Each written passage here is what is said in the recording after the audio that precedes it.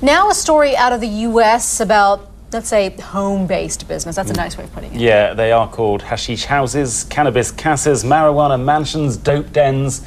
The list goes on and on through the alphabet, I think. Marijuana growers in the U.S. are increasingly moving out to the suburbs. Ted Rowlands reports.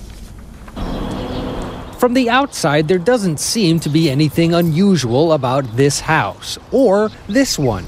Neighbors had no idea. It's shocking, actually. These and dozens of other suburban homes, police say, were sophisticated, secret indoor pot farms. There could literally be hundreds more of these in unsuspecting neighborhoods. Los Angeles County Sheriff's Captain Dennis Werner says criminals are moving their operations from the fields inside, where they can control the environment.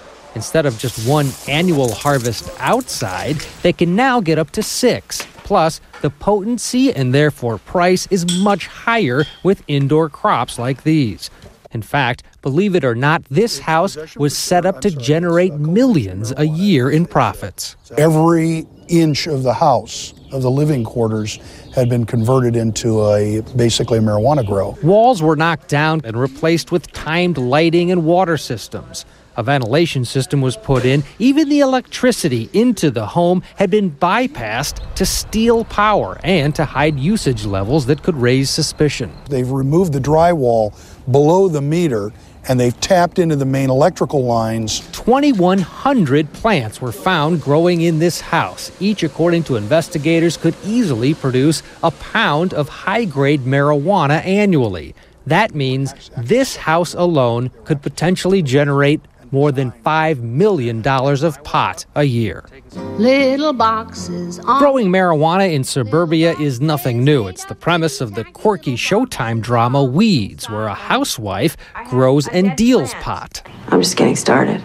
We've seen them in Michigan, New York City, down in Florida. So really it is sort of across the board. DEA Special Agent Sarah Pullen says a rise in suburban pot houses may be tied to increased border security, forcing operations originally in Mexico and Canada to move to the United States.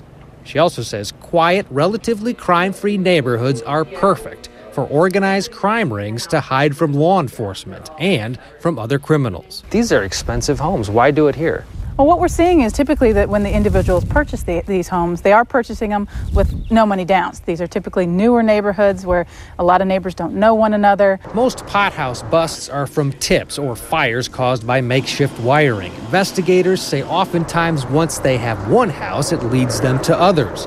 In Northern California, federal investigators used real estate records and other documents to uncover a string of about 50 pot houses tied to an Asian crime organization. We heard a lot of drilling going on, and then they painted the windows in the garage and stuff, and they were never here. Investigators say they suspect hundreds, if not thousands, of suburban homes are currently being used to grow pot, bringing in millions of dollars of revenue for drug dealers and a new element of crime to suburbia.